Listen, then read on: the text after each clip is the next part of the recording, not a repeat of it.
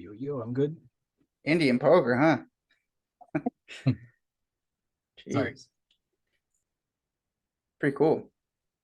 Definitely different. I've seen that on television before, but a very long time ago. I think it was Howard Leder on the show, so years ago. Yeah, I remember playing. I played Indian poker, but it was like Indian Hold'em, where like you took both hole cards. We were playing Hold'em, but you could see everyone else's hole cards, and it's definitely way better heads up like that because it's just like the battle of wits. Uh, yeah, it's because like when you get like four or five people doing it, and like everyone can see who has the nuts, like if everyone can see that they flop two pair, for whatever reason, they forget that the person can't, and they're just like, oh, I can't win this one or whatever. Like that's what would end up happening. But yeah, we were in college, didn't know how to play, and we're mostly drunk like the times that we were playing it. I kind of forgot already. How did the Andy Stacks versus Nikita match go? Like she played really well. I remember that, but I wasn't Yeah, sure. Was there like a big cooler?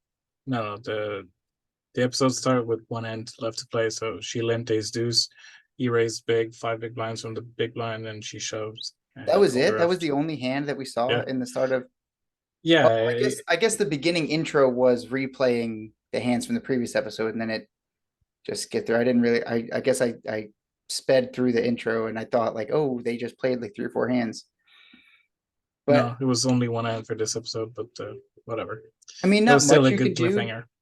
But I still feel like the limp to trap with ace deuce like was a bit odd. It's not It's like not it's a horrible really, move, but no, it's not really to trap. Like she was probably like 20-ish bigs or whatever, and when he opened that big five big blinds from the big blind, she like didn't have a call in there, so it's like she then responded with blocker going all in, expecting to have good full equity from hands that just couldn't stand the pressure. So she didn't really limp to trap. She just got caught in the moment and saw a great opportunity to steal the blinds and get back in this match. yeah, okay, that's a good point. It wasn't set up as limp re-raise. It was just limp, and then when he opens, she has an ace and she can shove. Yeah, Yeah, and I then it's think if just he would have opened smaller, she probably doesn't do it, or she just like can't call in so position, stuff like that. that's the other thing I was going to talk to you about was I didn't pay attention to the sizing, but she said something like that was a big raise, 5x or something. Hmm. And so that's also one of those spots where like it's very nuanced and there's a lot of minor details in it there, but like there maybe is a better spot that would work if his range was normal, but maybe his range is not normal when he's opening 5x instead of just like 2x or 2.5 or something. I agree. I agree. I think probably like because she acted on it, I would assume that people that know what they're doing heads up like would have a big sizing with like a polarized range or whatever. But since Andy is not really in those streets as much, like I don't think his range is constructed this way. So Yeah, it's also so you could even say that he is pulled, and let's say he is opening larger with both really good hands and bad hands.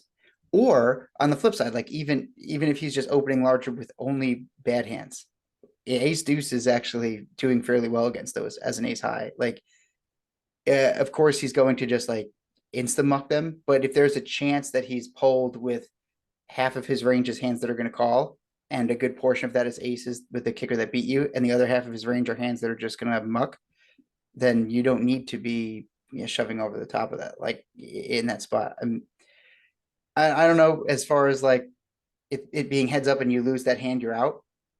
As far as winning the pot, like the math works out, but yeah, I think the issue is ace deuce off won't be able to realize their equity against hands you beat. So if you just call, you're gonna get bluff left every flop that you don't hit anything. And even if you hit a deuce, it's gonna be the bottom pair. So it's probably just better off to take your full equity pre-flop and just chip up this way. that's fair. Okay, so yeah, she's on the button too, isn't she? I was Yep. thinking we had talked before about like just calling and shoving on the flop, like the stop and Mm-hmm. go kind of. But yeah, she's subject to Andy putting in like a pretty big bet on the flop too, Yeah. which could be rough in a lot of spots. Mm-hmm. But still, I think like Andy being like super comfortable playing live to begin with, not live, he plays live all the time, but like playing a tournament formula or whatever. So it's just like very different from what he's used to. And then he's at a position and he has a trash hand. I don't think he's opening big. I think he's just like checking, seeing a free flop, and just like waiting for the tables to turn and be in position, and just like try to keep, like, at the moment he had more chips than her, so I don't think he's gonna try to uh push her, especially like since he's seen that she's not one to get pushed around, so she can like pull out big bluffs and stuff like that. So I don't think he's going to be pulled to begin with in this spot. I think he's going to be like very value heavy and just not um bluffing as much as she think he is in this situation. Yeah, that's something we talked about was he has all the advantages of having watched what she did. It's hard for her to go from one match to the other without being able to like step back and do some like coaching or just at least have a discussion about what you think his strategy might be. She has to just take guess at the table what she thinks he's doing. And it's Yeah. easy to talk yourself into, oh, he's, he has some weak hands here. Yeah, I feel for Nikita. And she like, she lost and it's like you don't even want to leave the stage. It's a rough spot. And she's right. We were looking, at some of the background of some of these players, and she's right. She has been around for a while. She said she's been here for a while. I think Hendon Mob goes back to like 10 years plus. She's been in the game, and she definitely knows what she's doing. And so does Andy.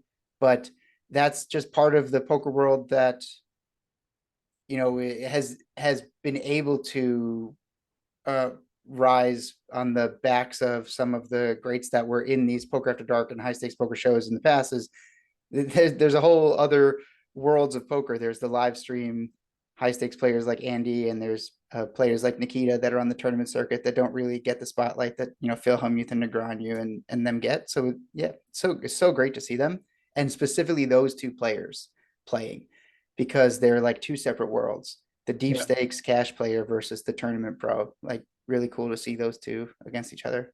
Hmm. It's a shame that we didn't get to see more hands, but yeah, that's how it works. Well, at least we got to see like your massacre against David, so like that was That really was good. pretty sick. Yeah.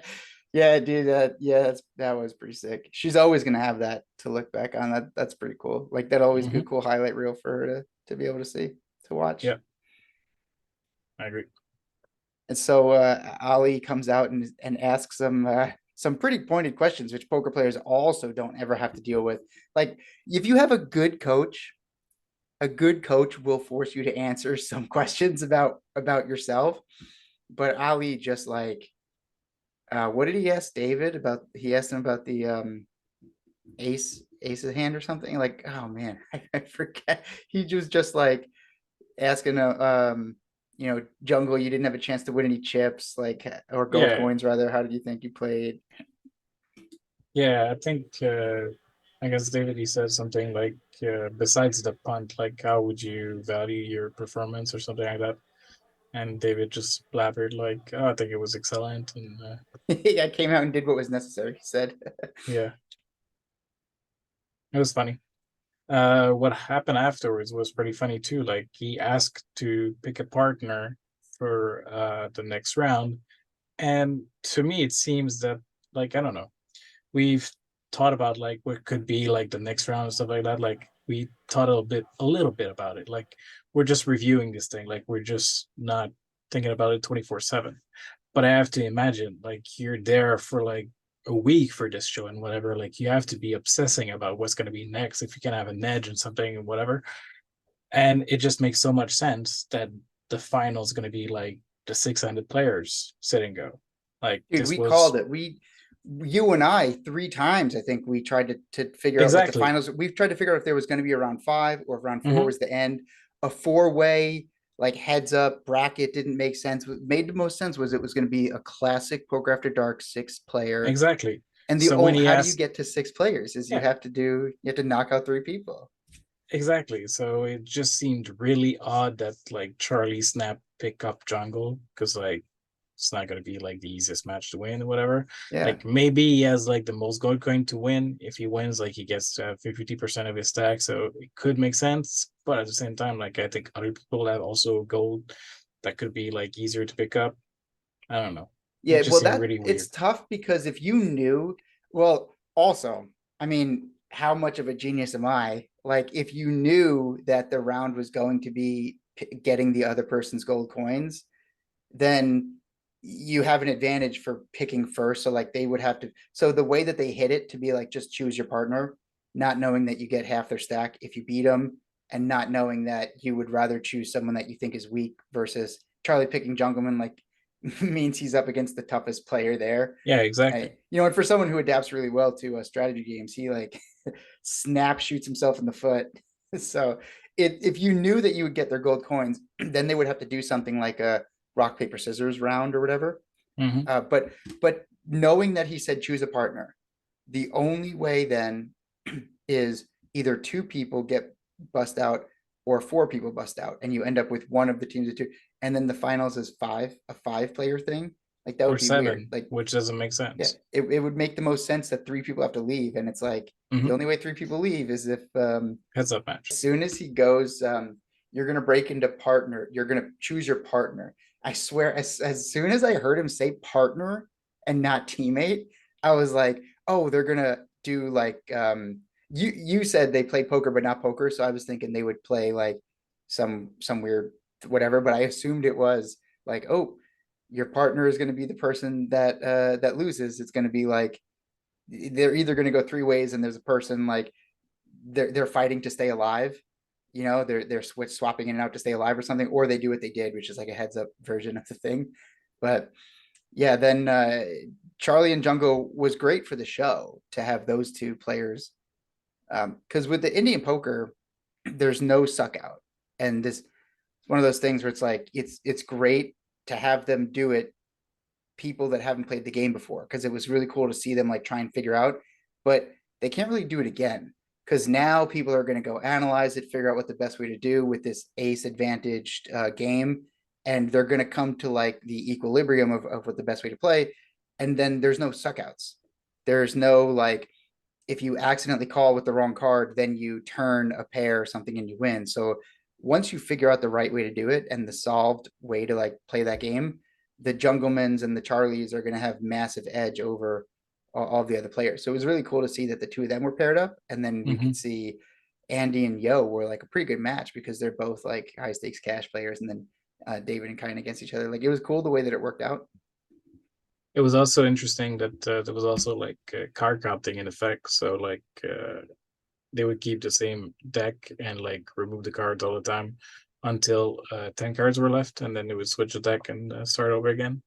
So you could Yeah. card count like all the cards that were exposed and know like how many aces are left out of how many cards. So like the likelihood of high cards being there and stuff like that. Yeah, I don't think people realize how deep this game and this with these rules specifically, how deep it can go. Hmm. What's his name? Was it David? Was saying you could try and count every single card. And honestly, that really would just come down to like a skill edge. If you could remember all of the cards, if you bucketed cards into deuce three, ace, and then 4 through 6, like 6 through 10, and then jack, queen, king. Like if you could bucket them like that and try and remember, you can try and figure out like if there's a bit of an advantage in either direction, but also knowing like not only knowing that an ace is removed, but knowing that like in the Andy versus Yo situation, knowing that there's only 3 aces left. So he Hmm. sees that so there's only 2 aces left.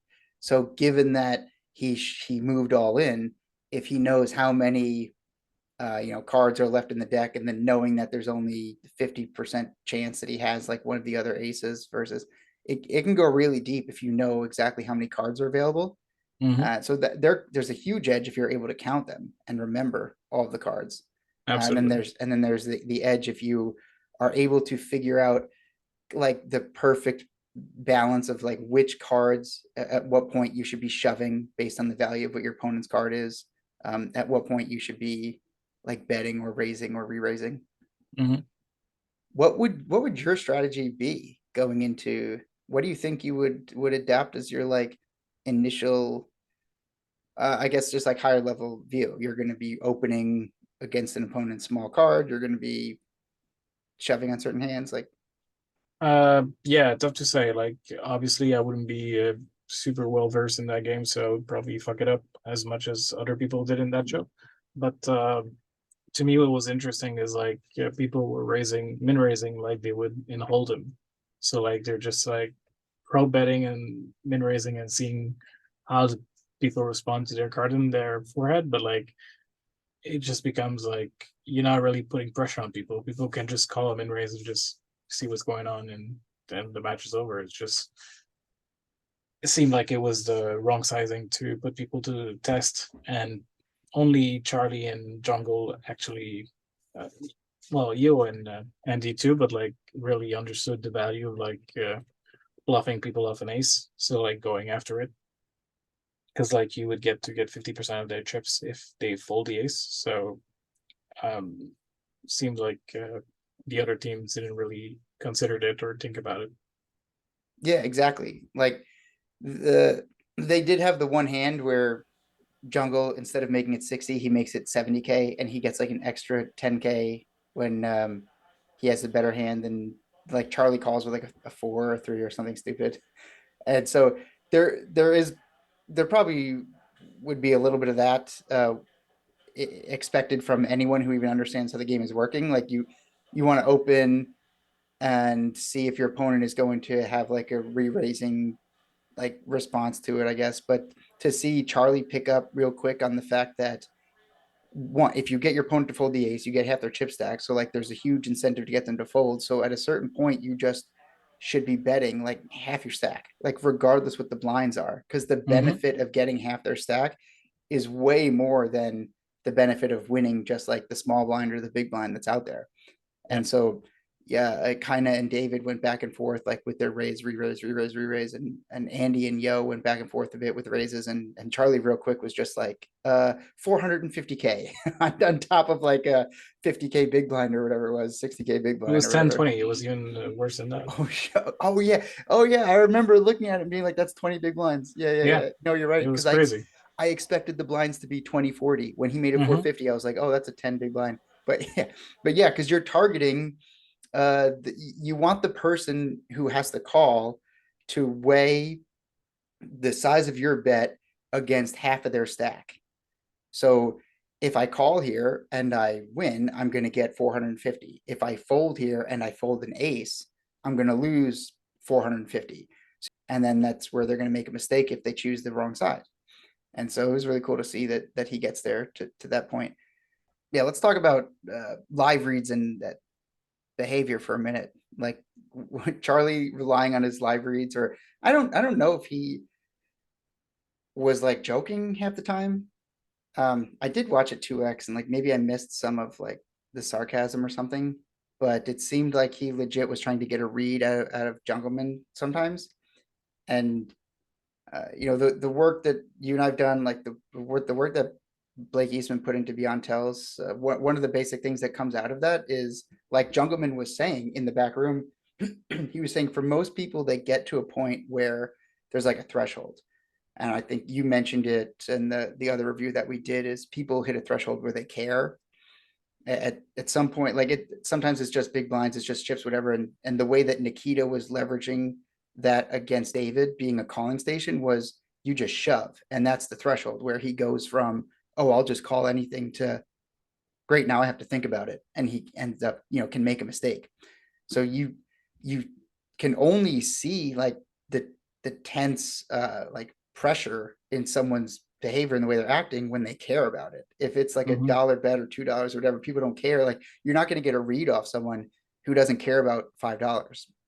They have to hit that threshold where it actually matters. And in Hold'em, when you have like multiple rounds where you're getting someone invested, it's not even so much as the amounts of the bet. It's kind of like the sales tactic. They're invested. When I check call 3 streets, I call you pre-flop, I call you on the flop, I call you on the turn, and now you put out this huge bet on the river. It's like, man, I don't have a great hand, but like is this guy messing with me? Like I just called him 3 times and he still doesn't like he still wants to try and make me fold. Like what the fuck? Like you start doing the math, but it's also just like, dude, this is the third bet. Versus Indian poker, you just have 2 cards. There's like you can raise and re-raise, but there's just one betting round. And that's it. You're not really getting anything out of someone unless you're shoving. And like Charlie was using big sizings, but like there's not a lot of build up and there's not a change in the board texture where you can see when someone, like, sometimes you can see on a dynamic board where someone goes from like confident in their hand to like, oh shit, because like Yeah. the 6 of spades just hit and now it's like a 4 liner with 3 spades on board. And it's like, oh, you can see someone's aces like shrink in their eyes. You can put out a bluff, but you know you're going to have to go turn and river because you know they're going to call the turn, but like you're putting in a turn bet just to set up a river bluff. Like you can't do that when it's just I put a bet out there and then you have the option to just call and showdown and be Yeah. like based on the numbers like on my head or whatever. To each their own. Like if this is what this game is mostly based off, like you have to go with your strengths no matter what it is. So even if you're playing a different game, like if this is one of your biggest attributes of like strongest part of your game, I think you can still use it. There's probably something to be said about giving up life tells and stuff like that. So Yeah, do you think Jungleman's a good target though with all the experience that he has, and or do you think maybe Jungleman just hasn't put work into like regulating his own tells? Like he might just be like giving off information left and right because funny people enough, that he plays against. Like, in this match, it seems like it was Jungle who used reads and tells to figure out if Charlie was bluffing with his 450k in the 10-20 blind spot. So Charlie did it twice and he sniffed it out twice. So he called when he had the ace and he folded when he didn't. So hard to say, like it could be just dumb luck, but it seems like he was relying on tells on this one to make it work. So no, I meant do you think Jungleman is a bit more aware of what he's giving off? So, for Charlie like trying to get a read on Jungle, it's like Jungle plays, at some pretty high stakes with players that are pretty sharp, and it could go either way. Yeah, it could be like when Jungle plays, he doesn't really have to worry about that because he's yeah. just playing with like rich people who don't care about money and they're not like trying to read him or whatever. But he's From also got a ton of experience. So Yeah, from what I've seen with from Jungle, it's hard to figure out tells about him because everything he does is more noise than anything else. So like some people like they just like stay stoic, they have their poker face, they try not to move, whatever. And that can be very different. Like when they're bluffing, they're almost not uh breathing and just like trying to hold it together until the other guy makes a decision. But this guy is just like he has so many facial expression and just like seems to be uh thinking with his face, and it's just like so there's so many things to look at that it could throw off people from like trying to uh make things make sense. So one thing doesn't necessarily mean something, so it's like you have to see all of this and try to make sense out of it, but it doesn't necessarily happens for XYZ reason. yeah, we saw him in the sit and go in round one where he had the ace three hand and he was like, "Oh, I did this to myself," like very open about what his thought process was. But the decision was on him and the action was over.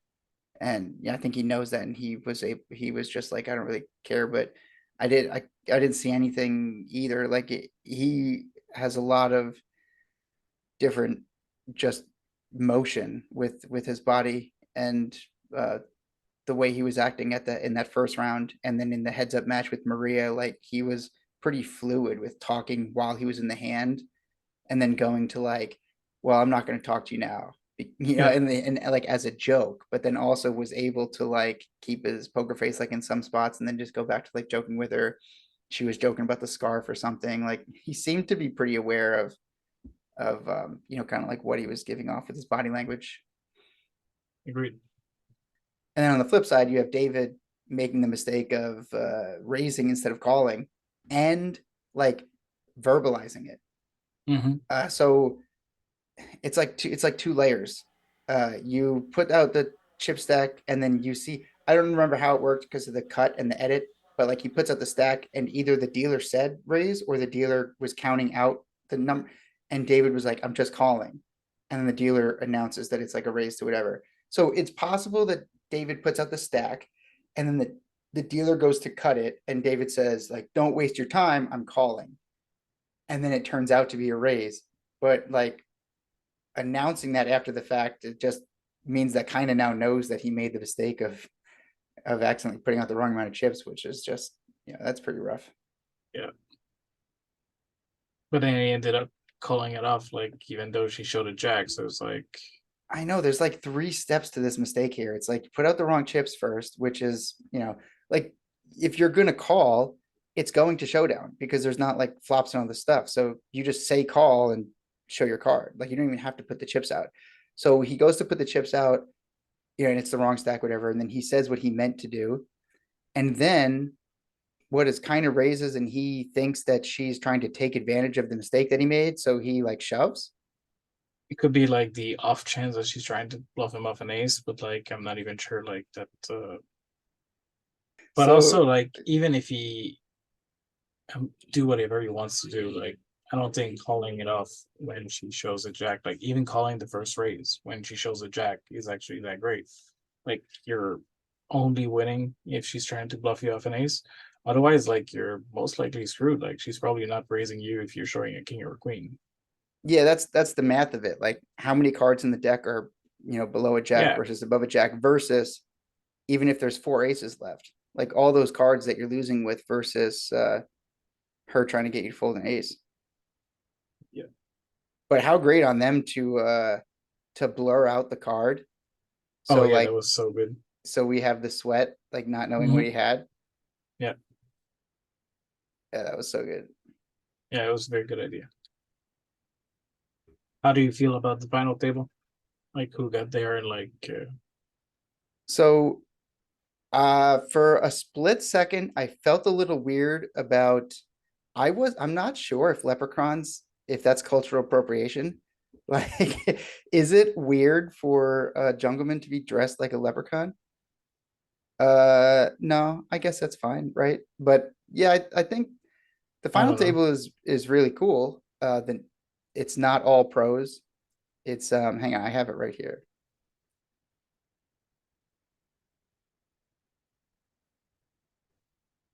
Here we go. Okay, it's the final table is Maria, Yo Viral, Josh Aria, Fedor, Cates in England. And that's in gold coin order. So Maria Ho has like 250, Yo Viral has 240, Josh is 220, Fedor 195, Jungleman 100, and England 80. I like these people. I think there would have been more like table talk with Negreanu, Charlie, maybe with Olga. She might, make some moves, but this group is not um, they're not like super quiet by any means. Um, I think the way that the gold coins are set up is interesting because the whole time we were talking about Maria being like value oriented, she did crush her heads up matches, but she still was pretty snug. Like she didn't do anything really crazy.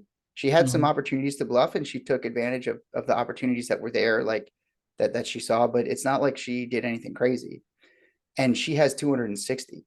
So it's really easy for her to just kind of like sit super snug. And it may be even harder for her to get out of that default because she has such a lead. But Yo Viral, who's absolutely capable of like doing some crazy stuff, has 240. It's like just like 20 big blinds underneath her. I think Josh might fall into the same default. Like he's pretty deep. So there's a really good opportunity for Kaina to leverage the experience she already has, which is being a good tournament player, go make some move and steal some blinds and steal some pots against a player like maybe Maria or Josh who's willing to fold to wait out like maybe Jungleman or Fedor, I don't know, getting in like a cooler or something.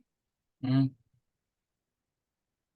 That I would just want to add up that the final table is still a bunch of pros. Like everybody in the show were pros to begin with. Like they're not all at the same level for sure. Yeah, But what did I say? I said pros. Like that was yeah, but dumb. You know what I meant? I meant I, veterans. Yeah, all like good, all good. yeah, Like yeah. I didn't mean to put you on the spotlight, but just like to correct this out. Like I know you didn't mean that, but it's just like there's no amateur on this final table, anyways. Yeah, no, that's a good point. I mean, no one was an amateur in the show, Yeah, exactly. To be fair. So that's a good point. It's just like a semantics language thing you get in poker, Hmm. right? Is like what is a poker pro? Like, are you a pro because you make money from playing the game, or are you a pro if you make money from poker from outside playing the game. Like the grinder's got income streams around poker where like Nikita really is just her money comes from playing. I don't think she's got like sponsorship deals from or is on like has her podcast or something. Like She doesn't have any deal yet. I mean she will now. Jeez. She Yep. wrecked those matches. I think Fedor has a massive edge with 200 big blinds. Like, think he's the favorite going into it for sure. I don't know if anyone's going to argue with that. Jungleman also is a has a huge skill edge, but like is at 109 big blinds as opposed to Fedor's 195 big blinds. So if I delay odds, like they kind of align. I still think I would put Fedor as the favorite, and then Kaina as like the major underdog. She's the underdog in the lineup, and then she also has the lowest big blinds. Mm-hmm. So it'll be really exciting to see what kind of moves she'll make, and I'm excited to see what Yo Viral will do. Those are the two that I think are going to be really interesting for me because with the big stack, he doesn't have to do anything, but he can apply a ton of pressure. So I'd be really interested to see if Yo Viral goes after like Maria or Kaina, maybe leaves. I mean, it's going to depend on the seating, but like, does he leave Fedor alone? Does he leave Jungleman alone? Does he try and pick off like, or put pressure on like Maria, Josh, and Kaina? I Yeah. think that's what I would do The if I was him. the seating order might affect also who has the bigger edge out of the field. Like I wouldn't know exactly which one would be a bad seat to have, but like there could be some combination that like somebody has like more of an edge if they have like position on maybe Josh, Maria, and Kaina being Mm-hmm. more likely on the tighter side and just like can three bet relentlessly and like making it harder for people behind them to go after them because he's already attacking them. It's like riskier to put more chips in the middle to try to win those spots. Yeah, this is the way to add more depth into it because all that stuff already exists. But when you have the players going to the final table with different chip stacks, and then your strategy can change depending on where you're sitting. But Mhm. if everyone started at 200, everyone started at 100, like you're going to adjust what you do based on where you sit, but you also don't have to do anything if everyone starts at the same chip stack. But when you have everyone start at different chip stacks, you automatically start out with the pressure that the people with the lower stacks need to try and make some moves, and people with the bigger stacks are going to be like handicapped in some spots, based on how the seating goes. So now it's no episode Wednesday, and then what, 2 hours on Friday is the final. And you think it ends? You think it's the final is actually Friday? Like they're going to play down from 6 players to? Oh, I don't think it says in the end. Oh, it says it is definitely okay. Final Uh, episode on Friday, oh yeah, grand I, finale. I thought it meant like finals, like the finals round of. No, It is 2 hours, so like they wouldn't do 2 hours and then have like another 1 hour episode. And yeah, exactly. old Poker After Dark did used to be. It was just they played down to the last player, but yeah. Yeah, there was no cliffhanger in the shows. So what are we gonna do for 4 days? Yeah, it's the longest time we've waited for Game of Gold shows. How long are we gonna have to wait for season two? That's the real question. They Well, might be filming it right now. I These doubt people it. have to sign. These people have to sign non-disclosures. Like you were saying, you're sitting in there wondering what the next round is going to be. Like you can't talk to anyone either. Like you Mm-hmm. go through round one, two, and like you're fighting your way through round two. You're going to sleep. You're coming the next day. It's not like you could just go down the strip to a restaurant to a bar and like tell the bartender like, yeah, I'm on the show and like this is all the stuff we're doing. Like you definitely sign. They definitely sign agreements to like not talk about this stuff. So that's got to wreak havoc on like mental game too. Like Yeah. you can only really talk to your teammates about it. So that's a kind of a point that you don't see on camera is the team vibe doesn't work just only in the room. It's when you're done filming and stuff. Like the only people you can talk to is your team, I imagine. I don't think they can go like call their significant others or something and like de-stress about the game. One thing I liked about it too, like going back to the heads up match, was they were split in two, like three of them in each room, talking together about strategy before going into the heads up match. And I thought it was interesting that people were openly sharing their thoughts on the game and stuff like that. So it's just like it doesn't really affect me if you win or not. So like let me just share my wisdom and what I found in the game, and like if it helps you, it helps you. And at the same time, like I thought it was just like good sportsmanship on both sides. Like nobody was like, "Oh no, I'm not gonna talk about anything." It's possible that some people were and didn't say it, and we didn't catch it. But I thought it was great just to see. Yeah. We're almost there. Like it's not doesn't really affect me if you win. If you do, like good for you. Like we'll play in the finals afterwards. Uh, I thought it was great.